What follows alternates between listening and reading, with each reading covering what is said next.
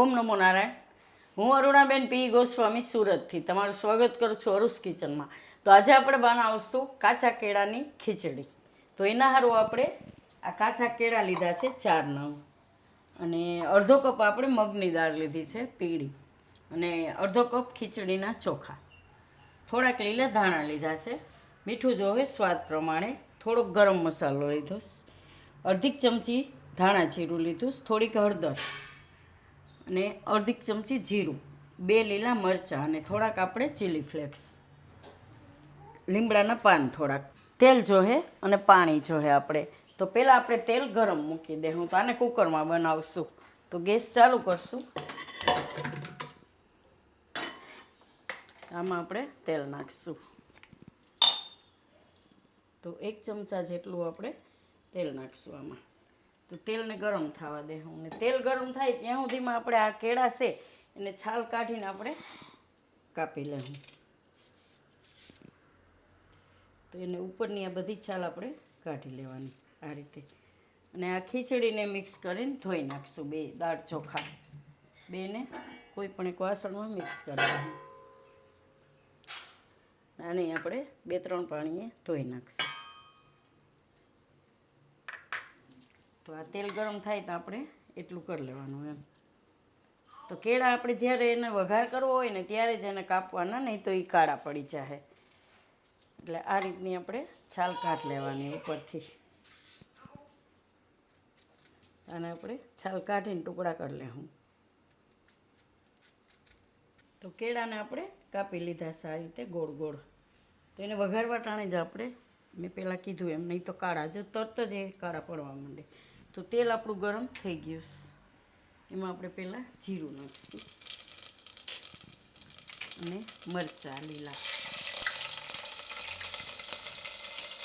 અને લીમડો. હવે આપણે આ કેળા નાખી દઈએ.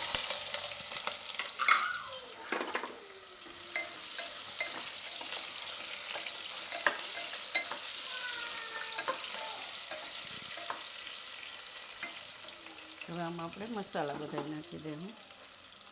હળદર અને ધાણા જીરું, ગરમ મસાલો, મીઠું સ્વાદ પ્રમાણે, અને આ ચીલી ફ્લેક્સ, થોડાક લીલા ધાણા. આ બધું મિક્સ કરી લઈએ. અને આ ધોયેલી ખીચડી એમાં નાખી દેવું.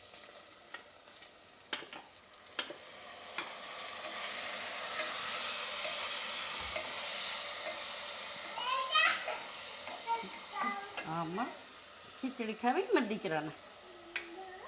હે, ખીચડી ખાવી ને મારા દીકરાને?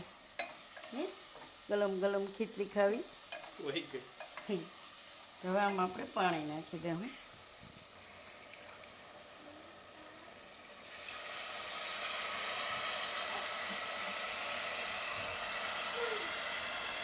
આપણે આમાં 3 કપ પાણી નાખીશું.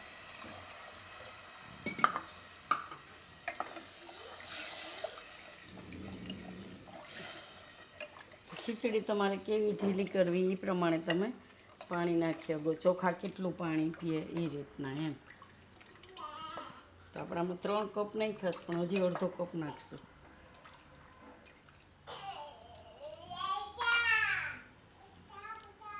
એટલે 3.5 કપ જેટલું આપણે પાણી એમાં નાખ્યું. તો કુકરનું ઢાંકણું હવે બંધ કરી દઉં. આમાં આપણે 3 વિસલ થવા દેવું. તો કુકર આપણે નીચે ઉતારી લીધું. 3 સીટી થઈને હવે જોઈ લઈ ખોલીને.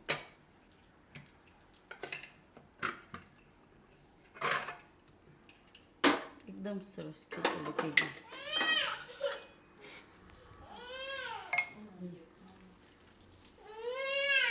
એકદમ પરફેક્ટ.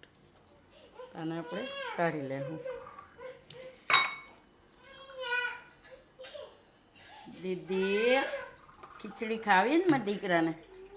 હે, ગરમા ગરમ ખીચડી ખાવી છે ને? એકદમ પરફેક્ટ પાણીનું માપ હોય.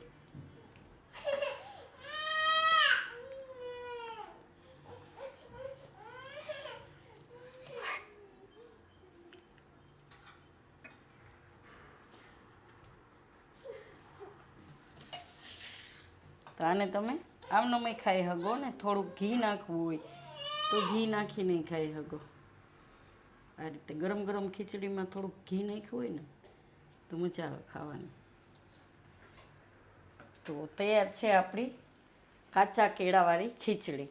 તો જો તમને મારી આ રેસીપી પસંદ આવી હોય તેને લાઈક કરજો, શેર કરજો અને મારી ચેનલને સબસ્ક્રાઈબ કરજો અને બેલ આઇકન દબાવવાનું ના ભૂલતા. કમેન્ટ કરીને કહેજો કે તમને કેવી લાગી આ કાચા કેળાવાળી ખીચડી.